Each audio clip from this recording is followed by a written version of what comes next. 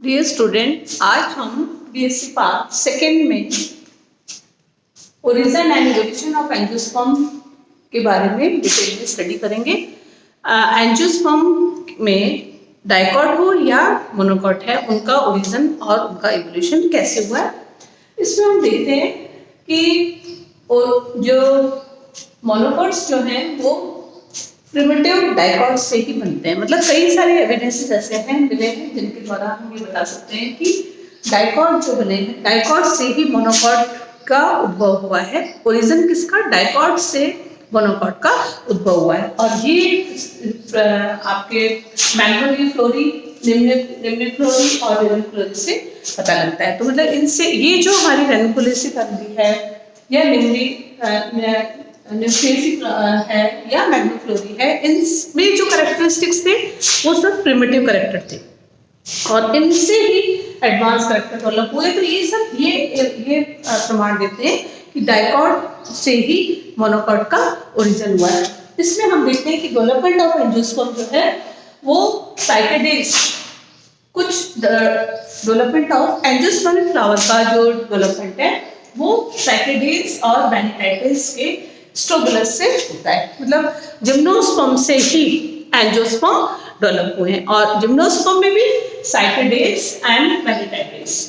और इस प्रकार से देखते हैं हम कि dicot originated from gymnosperm and monocot from dicot. यानी जो जितने भी फेनोग्राम्स हैं, फेनोग्राम्स को देखा जाए तो उनमें पहले जिम्नोस्पर्म बने और जिम्नोस्पर्म से फिर आपके डाइकॉट्स बने और डाइकॉट से ही मोनोकॉट का ओरिजिन हुआ है। Genetic according 1933 development of monocot from bacillus dicot plant. मतलब ये जब हम ओरिजिन एंड इवोल्यूशन की बात करते हैं तो हर साइंटिस्ट ने अपने अपने जो प्रमाण दिए, अपने मेडिस दिए, अपने व्यूज दिए अकॉर्डिंग। तो इसके अकॉर्डिंग जेनेटिक जो है वो बोलते हैं development of monocot from bacillus dicot. तो डाइकॉट मोनोकॉट का जो डेवलपमेंट हुआ है या ओरिजिन हुआ है वो किससे हुआ है? बेसिलस। उनमें ऐसे डाइकॉटिक बिगेस्ट प्लांट्स थे जिनमें बेसिल्स नहीं थी, बेसिलस डाइकॉट प्लांट। इसी तरीके से थर्ड में जो है 1996 के according development of monocot from primitive dicot. यानी ये भी बताते हैं कि यानी ये सारे जो प्रमाण मिले हैं वो यही बता रहे हैं कि प्रिमिटिव जो है वो मोनोकॉट डाइकॉट है, उसी से ही मोनोकॉट का ओरिजिनेट हुआ है। इस प्रकार से चार्ल्स फर्गस है, उन्होंने एनाटॉमिकल बेस से बताया कि monocot are reduce branches of dicot. मतलब डाइकॉट की जो ब्रांच रिड्यूस हो गई उसी से ही मोनोकॉट का ओरिजिन हुआ है। आज है डेवलपमेंट ऑफ मोनोकॉट को बताने के लिए दो अवधारणाएं या कंडीशन दिए गए। उसके अकॉर्डिंग फर्स्ट है रैनिलियन मैग्नोलियन फॉर्म जो होती है, उसके अकॉर्डिंग है monocot origin of monocot from ancestor of dicot. यानी जो ओरिजिन जो है मोनोकॉट का वो वो किससे बने? मोनोकॉट जो है वो एंसेस्टर ऑफ डाइकॉट होते हैं। डाइकॉट के origin of monocot from ancestor of dicot. उससे क्या होगा? उनमें फ्यूजन ऑफ कॉटिलेडन हो गए। तो डाइकॉट्स जो प्लांटिंग थे, हमको पता है कि इसमें दो कॉटिलेडन होते हैं। तो अब उससे रेनेल्स पैलोनियन अवधारणा बताती है कि इसमें दो जो डाइकॉट्स थे, दो जिसमें डाइकॉटिलेडन थे, उनका फ्यूजन हो गया।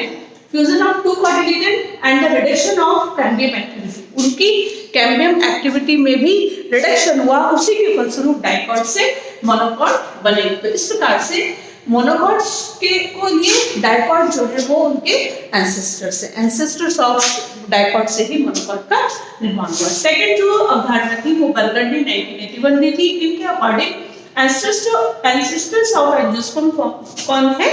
मोनोकॉट है। जो इनके जो पूर्वज जो है एंजियोस्पर्म के वो मोनोकॉट है। उसमें डेवलपमेंट ऑफ टू कॉटिलेडन्स हुए, स्कैटर्ड वास्कुलर बंडल थे, हार्बेशियस प्लांट था उसमें। दूसरा लीफ उसकी सिंपल फॉर्म में थी, उनमें पैरेलल वेनेशन था। और ये ऐसा माना जाता है कि सेकंड अकॉर्डिंग कि ये प्रिमिटिव टेरिडोस्पर्म से ही एंजियोस्पर्म का निर्माण हुआ है। इस प्रकार से एम्स क्या कहते हैं? अकॉर्डिंग टू एम्स ये कहते हैं कि रिट्रोग्रेसिव डेवलपमेंट हुआ है। एक होता है प्रोग्रेसिव, एक रिट्रोग्रेसिव। रिट्रोग्रेसिव का मतलब होता है कि उनकी वेजिटेटिव और जो उनकी रिप्रोडक्टिव स्ट्रक्चर था वो कैसा था, वो कॉम्प्लेक्स था। अब उस कॉम्प्लेक्स से वो सिंपल फॉर्म में चेंज हुआ, उनमें जो डेवलपमेंट हुआ रिट्रोग्रेसिव है, प्रोग्रेसिव नहीं है। सिंपल टू कॉम्प्लेक्स नहीं हुआ, उसमें डेवलपमेंट कैसा हुआ, रिट्रोग्रेसिव हुआ, from complex to simple form. इस प्रकार से एंड्स के अकॉर्डिंग रिट्रोग्रेसिव चेंजेस के कारण ही कॉम्प्लेक्स से सिंपल फॉर्म का डेवलपमेंट हुआ, यानी मोनोकॉट से वो डाइकॉट बने। इस प्रकार से अलग अलग जो है सभी साइंटिस्ट ने अपनी अलग अलग धारणाएं दी थी। इस प्रकार से हम देखते हैं कि अगर हम जब इसके डेवलपमेंट के बारे में बात करते हैं तो सभी साइंटिस्ट जो होता है वो अपना अपना अलग अलग व्यू देते हैं, और हर टाइम जो होता है वो उनकी ये assumptions जो होते हैं वो चेंज होते रहते हैं। इस प्रकार से किसी भी विविधता, इतनी डाइवर्सिटी होने के कारण ही उसके एंजियोस्पर्म के डेवलपमेंट को देखने के लिए हमको evolutionary trends of each characters को देखना पड़ेगा, और उसके आधार पर उनकी एफिनिटीज को भी स्टडी करना पड़ेगा। उसके बाद अब हम नेक्स्ट टॉपिक पे पढ़ते हैं, इवोल्यूशन ऑफ प्रेजेंट एंजियोस्पर्म। जो अब जो एंजियोस्पर्म है उसका विकास कैसे हुआ, उसके लिए भी इस जो पूरे डेवलपमेंट प्रोसेस में कई सारे विवाद दिए गए, और कई सारे पूरे डेवलपमेंट प्रोसेस के लिए कई पॉइंट्स को हम देखते हैं। सबसे पहले हम देखते हैं कि एंजियोस्पर्म का जो इवोल्यूशन हुआ है वो सडन ओरिजिन ऑफ एंजियोस्पर्म है, यानी एंजियोस्पर्म एकदम जो है उनका अचानक उद्भव हो गया। उसको समझाने के लिए हम कई सारे पॉइंट्स में देखते हैं। तो फर्स्ट डार्विन ने पहले से ही हुकर को लेटर लिख के बता दिया था कि जो डेवलपमेंट ऑफ एंजियोस्पर्म है वो एक एबोर्डिनेबल हिस्ट्री होती है, मिस्ट्री है एक प्रकार की, कि एकदम पता नहीं लगा अविस्मरणीय घटना है, तो एंजियोस्पर्म एकदम ही जो है वो उनका उद्भव हो गया। इसको समझाने के लिए मैंने बताया कि सबके आगे फर्स्ट है, थॉमस ने बताया कि हमारे द्वारा जो चार्ल्स डार्विन का तो ये हो गया, और थॉमस कहते हैं कि एंजियोस्पर्म का जो डेवलपमेंट है वो भी जितने भी एंजियोस्पर्म है उनकी एकदम उनका सडन उनका ओरिजिन हुआ है। लेकिन हालांकि ये भी फिर भी वापस बताते हैं कि ये मार्शी प्लेसेस पे जहाँ पर पहले जिम्नोस्पर्म थे वो वहां से हट गए, उनके स्थान पर एंजियोस्पर्म, मतलब ये पूरी तरीके से उस बात को सहमत नहीं होते कि एंजियोस्पर्म जो है एकदम अचानक उनका उद्भव हुआ है।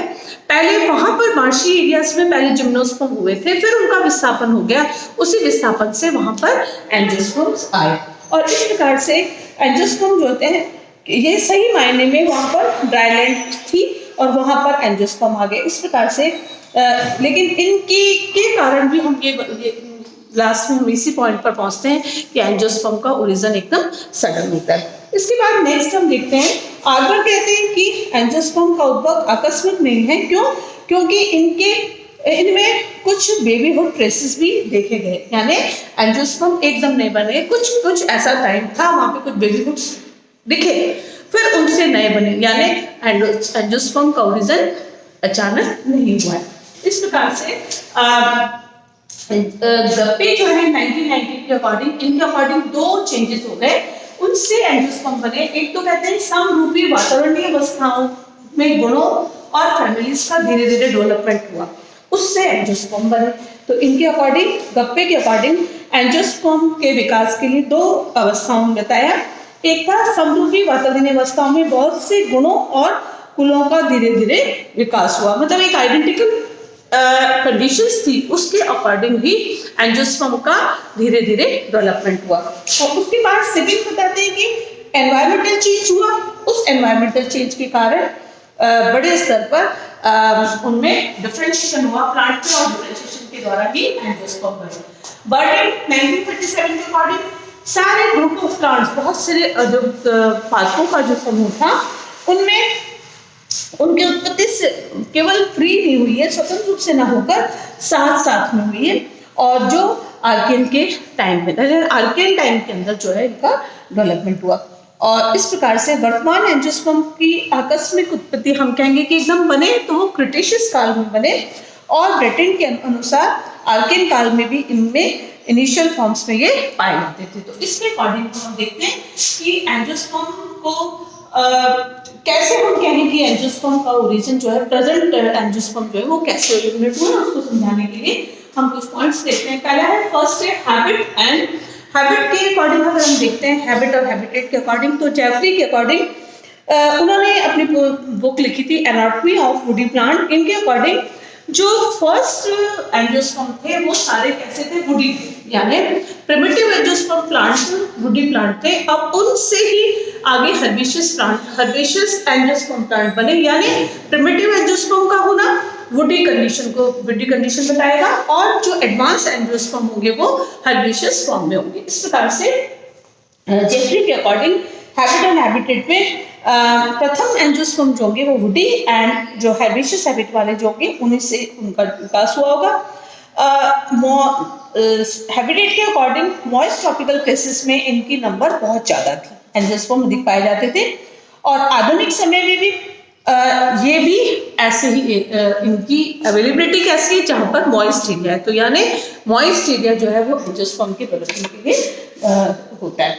और जितने भी हर्बेशियस हैबिट वाले प्लांट हैं वो आर्बोरिसेंट पौधे सारे ट्रॉपिकल एरिया में पाए जाते हैं। इस प्रकार से हम ये कह सकते हैं कि वुडी हैबिट से ही आगे हर्बेशियस हैबिट का निर्माण हुआ है। तो वुडी हैबिट जो होगी प्लांट की एंजियोस्पर्म की प्रिमिटिव करेक्टर होगा, और एंजियोस्पर्म में हर्बेशियस यानी प्लांट जो होगा वो हर फॉर्म में होगा, वो उसका एडवांस करेक्टर होगा।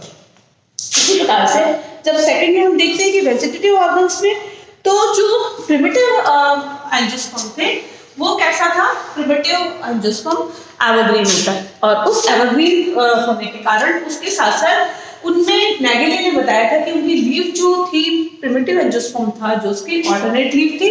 अब इसी ऑल्टरनेट लीफ के साथ ही इनसे आगे ही अपोजिट एंड डाइकोस्टेट कंडीशन या अपोजिट एंड साइक्लिक मैनर में लीफ का निर्माण हुआ। तो यानी जो प्रिमिटिव एंजियोस्पर्म था उनमें लीफ का जो अरेंजमेंट था वो ऑल्टरनेट फॉर्म में था, और इस ऑल्टरनेट फॉर्म से ही आगे अपोजिट और साइक्लिक फॉर्म का निर्माण हुआ। और ये सब कैरेक्टरिस्टिक्स जो होते हैं वो हमको रेनिकुलेसी के अंदर दिखते हैं। इनमें प्राइमरी कैरेक्टर होता है, उनकी लीफ भी सिंपल होती है, और सिंपल के साथ साथ उसके अंदर एंटायर जो उसकी मार्जिन होती है वो अचिन पोर पाए जाते हैं। दूसरा, लेकिन उसमें भी एक एक्सेप्शन है कि कैलमेटिस जो होता है, इसी के अंदर रेनिकुलस सारे रेनिकुलस जो थे वो आपके प्रिमिटिव थे, उनकी लीफ सिंपल टाइप की थी, लेकिन उसमें एक एक्सेप्शन और आ गया कि कैलमेटिस जो होता है वो उसका कंपाउंड फॉर्म में होता है। इसी प्रकार से जब हम एडवांस फॉर्म में देखते हैं कि लेग्यूमिनस टाइप की जो लेग्यूमिनेसी फैमिली के जितने भी प्लांट्स हैं वो एक लेग्यूमिनेसी फैमिली के एडवांस फैमिली है, उनमें लीफ जो है सब में कंपाउंड लीफ मिलती है, लेकिन उसमें भी एक्सेप्शन प्रोटोलेरिया और इंडिगोफेरा है जिसके अंदर जो है आपके सिंपल लीफ मिलती है। तो इस प्रकार से जब अब ये कई ऐसे पॉइंट्स हम पढ़ते हैं सडन ओरिजिन ऑफ एंजियोस्पर्म के में कि हैबिटेट हमने देखा उसमें, इसी तरह से वेजिटेटिव ऑर्गन्स में देखे। नेक्स्ट हम देखते हैं कि स्टोमेटल एपरेटस कैसे होते हैं। प्राइमरी फॉर्म में लिस्पेसी रेनिकुलेसी के अंदर सब में रेनिकुलस टाइप के ऑफ स्टोमेटा होते हैं। स्टोमेटा हम देखते हैं कि वो कैसा है, किडनी शेप स्ट्रक्चर होता है, बीच में 2 गार्ड सेल हैं और उसके चारों तरफ सब्सिडियरी सेल्स होती हैं। तो जो सिंपल टाइप के जो स्टोमेटा टाइप थे जो रेनिकुलस फैमिली में मिले, उनमें 1-2 गार्ड सेल तो होंगी, लेकिन उनके चारों तरफ सब्सिडियरी सेल्स नहीं होती। उसके बाद नेक्स्ट जो है आगे जब पैरासिटिक और डायसिटिक टाइप के जो स्टोमेटा बने, उनमें एपिडर्मिस के साथ साथ उनकी जो गार्ड सेल थी उसके चारों तरफ सब्सिडियरी सेल्स का पाया जाना ये बताता है कि वो उसका एडवांस कैरेक्टर होता है। तो इस प्रकार से ये हम इस ओरिजिन एंड इवोल्यूशन के पार्ट 1 में आज हम स्टोमेटल एपरेटस तक ही हम आगे आज इस चैप्टर लेक्चर को कंप्लीट करते हैं। आगे हमने जो भी नोडल एनाटॉमी या जो भी कुछ फ्लोरल कैरेक्टर्स देखने वो अगले लेक्चर में देखेंगे। Thank you.